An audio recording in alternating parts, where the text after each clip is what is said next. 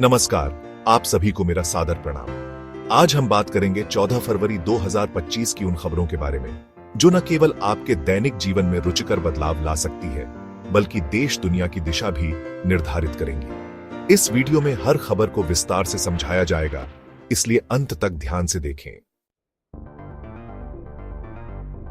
आज का महत्वपूर्ण प्रश्न, हाल ही में भारत और अमेरिका के बीच किस क्षेत्र में सबसे महत्वपूर्ण समझौता हुआ है जिससे दोनों देशों के रणनीतिक संबंध और मजबूत हुए हैं?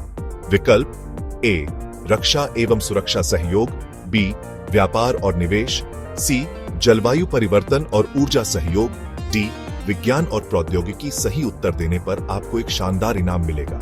अपने उत्तर को कमेंट में लिखें और जानें कि क्या आपने सही विकल्प चुना है। तो चलिए बिना देरी किए बढ़ते हैं हमारी पहली खबर की ओर। प्रधानमंत्री नरेंद्र मोदी 2 दिवसीय अमेरिकी यात्रा पर वॉशिंगटन डीसी पहुंचे, जहां उन्होंने राष्ट्रपति डोनाल्ड ट्रंप से मुलाकात की। इस ऐतिहासिक बैठक में दोनों नेताओं ने रक्षा, व्यापार और प्रौद्योगिकी सहयोग के महत्वपूर्ण पहलुओं पर विस्तृत चर्चा की। बैठक में वैश्विक सुरक्षा, विशेषकर रूस यूक्रेन संघर्ष की पृष्ठभूमि में शांति और स्थिरता के उपायों पर विचार विमर्श हुआ। प्रधानमंत्री मोदी की इस मुलाकात ने भारत अमेरिका के द्विपक्षीय संबंधों में नई ऊर्जा का संचार किया, जबकि अमेरिकी खुफिया निदेशक तुलसी गबार्ड से हुई बातचीत ने सुरक्षा सहयोग को और मजबूत किया। इस महत्वपूर्ण अवसर से दोनों देशों के बीच विश्वास और आपसी समझ में वृद्धि हुई है, जिससे भविष्य में संयुक्त परियोजनाओं और रणनीतिक समझौतों की संभावनाएं उजागर हुई हैं। अब बढ़ते हैं, देखते हैं अगली धमाकेदार खबर। वित्त मंत्री निर्मला सीतारमण ने लोकसभा में आयकर विधेयक 2025 का प्रस्तुतिकरण किया, जिसका उद्देश्य आयकर कानूनों को सरल, पारदर्शी और समेकित बनाना है। इस विधेयक के माध्यम से करदाताओं की सुविधा को ध्यान में रखते हुए प्रक्रियाओं में सुधार लाया गया है। विधेयक में कर संग्रहण के तरीके, छूट एवं कटौतियों की शर्तों को स्पष्ट किया गया है, जिससे कर अनुपालन में वृद्धि होगी। विशेषज्ञों का मानना है कि यह कदम देश की आर्थिक व्यवस्था में सकारात्मक बदलाव लाएगा और निवेश तथा व्यापार में तेजी की संभावना को बढ़ाएगा। यह सुधार भविष्य में राष्ट्रीय विकास के लिए एक मजबूत आधार बन सकता है। आइए अब सुनते हैं अगली चौंकाने वाली खबर। महाकुंभ 2025 में माघ पूर्णिमा स्नान पर करोड़ों श्रद्धालुओं की सहभागिता।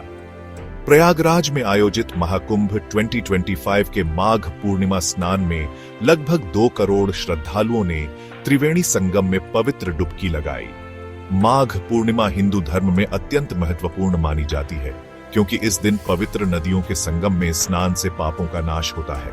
प्रशासन ने श्रद्धालुओं की भीड़ को संभालने के लिए उन्नत सुरक्षा उपाय किए, जिससे आयोजन बिना किसी व्यवधान के सफल रहा।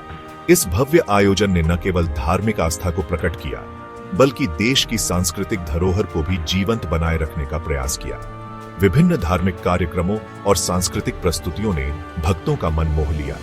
तो चलिए आगे बढ़ते हैं अगली खबर की ओर। तुर्की के राष्ट्रपति एर्दोगन की पाकिस्तान यात्रा। तुर्की के राष्ट्रपति रेसेप तैयप एर्दोगन ने पाकिस्तान के दौरे पर जाकर दोनों देशों के बीच सहयोग और मित्रता को नई दिशा देने का प्रयास किया। इस दौरे में उन्होंने पाकिस्तान के प्रधानमंत्री और वरिष्ठ राजनेताओं से मुलाकात की, जिससे आर्थिक, रक्षा और सांस्कृतिक सहयोग को बल मिला। यह यात्रा क्षेत्रीय स्थिरता तथा आपसी समझ के संदेश के साथ हुई, जिससे दीर्घकालिक सहयोग की नींव मजबूत हुई। एर्दोगन के इस कदम से दक्षिण एशिया में रणनीतिक गठजोड़ में भी सकारात्मक बदलाव की उम्मीद जताई जा रही है। अंतर्राष्ट्रीय मंच पर तुर्की की सक्रिय भूमिका को पुनः स्थापित करने का यह एक महत्वपूर्ण प्रयास रहा। अब देखते हैं अगली रोचक खबर। अखिल भारतीय पेंशन अदालत का आयोजन। नई दिल्ली में 12वीं अखिल भारतीय पेंशन अदालत का आयोजन किया गया, जिसका उद्देश्य लंबित पेंशन मामलों का शीघ्र समाधान करना था। इस कार्यक्रम में विभिन्न मंत्रालयों, सरकारी अधिकारियों और पेंशन धारकों के प्रतिनिधियों ने भाग लेकर लगभग 180 मामलों पर चर्चा की। इस पहल से पेंशन भोगियों की समस्याओं का त्वरित निवारण सुनिश्चित हुआ, और न्यायपालिका की तत्परता का परिचय मिला। कार्यक्रम में पेंशन सुधारों पर भी विस्तृत वार्ता हुई, जिससे भविष्य में बेहतर नीतियों के निर्माण की संभावनाएं उजागर हुईं। यह आयोजन सरकारी तंत्र में पारदर्शिता और दक्षता के नए मानक स्थापित करने में सहायक सिद्ध हुआ। चलते हैं अगली महत्वपूर्ण खबर की ओर। भारतीय रिजर्व बैंक ने कोटक महिंद्रा बैंक लिमिटेड पर लगाए गए व्यापारिक प्रतिबंधों को हटाने का निर्णय लिया है। अब बैंक ऑनलाइन और मोबाइल बैंकिंग के माध्यम से नए ग्राहकों का स्वागत कर सकेगा तथा नए क्रेडिट कार्ड जारी करने में स्वतंत्र रहेगा। यह कदम बैंक द्वारा सुधारात्मक उपायों के सफल कार्यान्वयन के पश्चात लिया गया, जिससे वित्तीय संस्थानों में सुधार की दिशा में सकारात्मक बदलाव देखने को मिले हैं। इस निर्णय से बैंकिंग क्षेत्र में उपभोक्ताओं का भरोसा बढ़ा है और वित्तीय प्रणाली में स्थिरता बनी है। आरबीआई का यह कदम आर्थिक विकास को प्रोत्साहित करने का एक महत्वपूर्ण हिस्सा साबित हो रहा है। अब बढ़ते हैं, देखते हैं अगली तकनीकी खबर। बेंगलुरु में 10 से 14 फरवरी 2025 तक आयोजित एरो इंडिया के 15वें संस्करण में 55 अंतर्राष्ट्रीय और 35 भारतीय कंपनियों ने हिस्सा लेकर देश की उन्नत एरोस्पेस क्षमताओं का प्रदर्शन किया। इस आयोजन में अमेरिकी F-35 और रूसी Su-57 जैसे 5वीं पीढ़ी के लड़ाकू विमानों के प्रदर्शन ने दर्शकों को मंत्रमुग्ध कर दिया। साथ ही भारत के HAL द्वारा विकसित MCA के पूर्ण पैमाने के मॉडल का भी प्रदर्शन हुआ, जो स्वदेशी निर्माण कौशल का प्रतीक है। इस मेले ने रक्षा और तकनीकी उन्नति के क्षेत्र में भारत की बढ़ती भूमिका को वैश्विक स्तर पर रेखांकित किया। आइए सुनते हैं अगली ऐतिहासिक घटना। 13 फरवरी को विश्व भर में विश्व रेडियो दिवस मनाया गया, जिसका उद्देश्य रेडियो के माध्यम से शिक्षा, जानकारी और मनोरंजन की भूमिका को सराहना है। इस वर्ष की थीम रेडियो एक सदी की जानकारी, मनोरंजन और शिक्षा ने रेडियो की सांस्कृतिक और शैक्षिक महत्ता को उजागर किया। विभिन्न कार्यक्रमों, चर्चाओं और लाइव इवेंट्स के जरिए रेडियो के विकास तथा इसके सामाजिक प्रभाव पर प्रकाश डाला गया। इस आयोजन से दर्शकों को रेडियो के इतिहास और आधुनिक संचार में इसके योगदान की गहरी समझ मिली। अब आगे बढ़ते हैं अगली सांस्कृतिक खबर की ओर। भारतीय शेयर बाजार में आज निवेशकों के उत्साह के चलते तेजी देखी गई, जहां सेंसेक्स 500 अंकों से अधिक बढ़कर 76,343 पर पहुंच गया और निफ्टी 23,200 के करीब रिकॉर्ड स्थापित किया। कोटक महिंद्रा बैंक सिप्ला समेत प्रमुख शेयरों में 2% की वृद्धि देखने को मिली। विशेषज्ञों का मानना है कि घरेलू मुद्रास्फीति में गिरावट, वैश्विक बाजारों से मिले सकारात्मक संकेत और निवेशकों में भरोसे की भावना ने इस तेजी को जन्म दिया। इस उछाल से दीर्घकालिक आर्थिक विकास की उम्मीद जगाई गई है, जिससे विदेशी निवेशकों का भी ध्यान आकर्षित हुआ। तो चलिए देखते हैं अगली आर्थिक खबर। दिल्ली में 2 उप मुख्यमंत्री नियुक्त होने की संभावना। दिल्ली में सरकार गठन के संदर्भ में राजनीतिक हलचल देखी जा रही है, जहां भारतीय जनता पार्टी नए मंत्रिमंडल में 2 उप मुख्यमंत्री नियुक्त करने पर विचार कर रही है। इस कदम से विभिन्न जातियों, समुदायों और क्षेत्रीय प्रतिनिधित्व को ध्यान में रखते हुए प्रशासन में संतुलन स्थापित करने का प्रयास किया जा रहा है। पार्टी के सूत्रों के अनुसार इस निर्णय से दिल्ली की राजनीतिक गतिशीलता में सुधार आएगा और सरकार के कार्यान्वयन में तेजी देखने को मिलेगी। हालांकि अंतिम निर्णय पार्टी नेतृत्व द्वारा शीघ्र ही लिया जाएगा, जिससे दिल्ली की विविधता और विकास के नए आयाम खुलेंगे। केंद्र सरकार ने टमाटर की गिरती कीमतों पर नियंत्रण के लिए बाजार हस्तक्षेप योजना लागू की। केंद्र सरकार ने टमाटर की गिरती कीमतों को स्थिर करने हेतु बाजार हस्तक्षेप योजना MIS के तहत मध्य प्रदेश, महाराष्ट्र और अन्य प्रमुख उत्पादन राज्यों में विशेष कदम उठाने का निर्णय लिया है। इस योजना का उद्देश्य किसानों को उनके उत्पाद का उचित मूल्य दिलाना तथा उपभोक्ताओं के लिए टमाटर की उपलब्धता सुनिश्चित करना है। सरकार ने टमाटर की खरीद, भंडारण और वितरण के लिए आवश्यक परिवहन सुविधाओं पर विशेष ध्यान दिया है, जिससे बाजार में कीमतों में स्थिरता लाई जा सके। इस पहल से किसानों का मनोबल बढ़ेगा और उपभोक्ताओं को संतुलित कीमतों पर ताजे टमाटर उपलब्ध होंगे। पश्चिम बंगाल विधानसभा में राज्य का बजट पेश। पश्चिम बंगाल की वित्त मंत्री चंद्रिमा भट्टाचार्य ने विधानसभा में राज्य का बजट पेश किया, जिसमें बताया गया कि सकल राज्य घरेलू उत्पाद जीएसडीपी 18 लाख करोड़ रुपए पार कर गया है। इस बजट में विकास योजनाओं, सामाजिक कल्याण कार्यक्रमों और बुनियादी ढांचे के विकास के लिए महत्वपूर्ण आवंटन की घोषणाएं की गईं।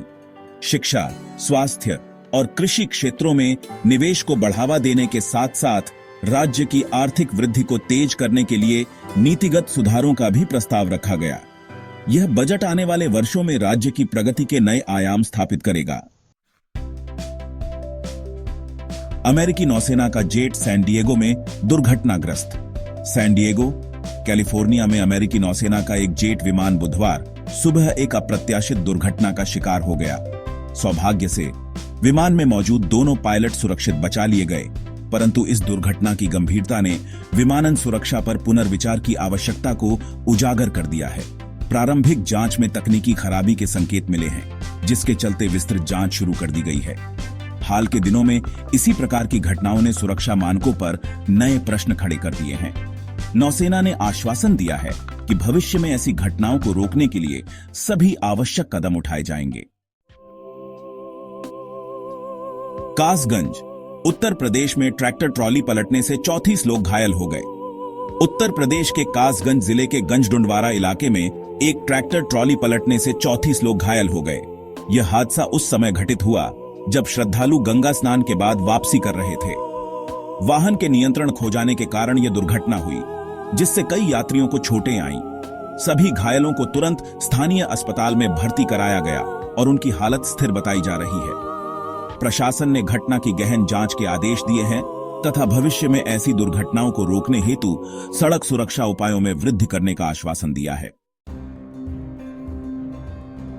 सुप्रीम कोर्ट का फैसला, अमान्य विवाह में भी मिल सकता है गुजारा भत्ता। सुप्रीम कोर्ट ने एक ऐतिहासिक फैसले में स्पष्ट किया है कि हिंदू विवाह अधिनियम के तहत यदि कोई विवाह अमान्य घोषित होता है तो संबंधित पक्ष स्थायी गुजारा भत्ता प्राप्त करने के हकदार होंगे। कोर्ट ने यह भी बताया कि यह निर्णय मामले की विशिष्ट परिस्थितियों और दोनों पक्षों के आचरण पर निर्भर करेगा।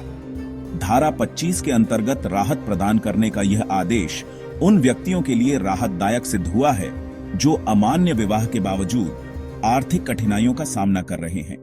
इस फैसले से न्यायपालिका की संवेदनशीलता और विवेकशीलता का परिचय मिलता है, जिससे भविष्य में नीतिगत परिवर्तनों की संभावनाएं भी उजागर होती हैं। भारत में सोने की कीमतों में वृद्धि। 13 फरवरी 2025 को भारत में सोने की कीमतों में मामूली वृद्धि दर्ज की गई। 22 कैरेट सोने की कीमत लगभग 7,980 रुपए प्रति ग्राम और 24 कैरेट सोने की कीमत लगभग 8,705 रुपए प्रति ग्राम रही।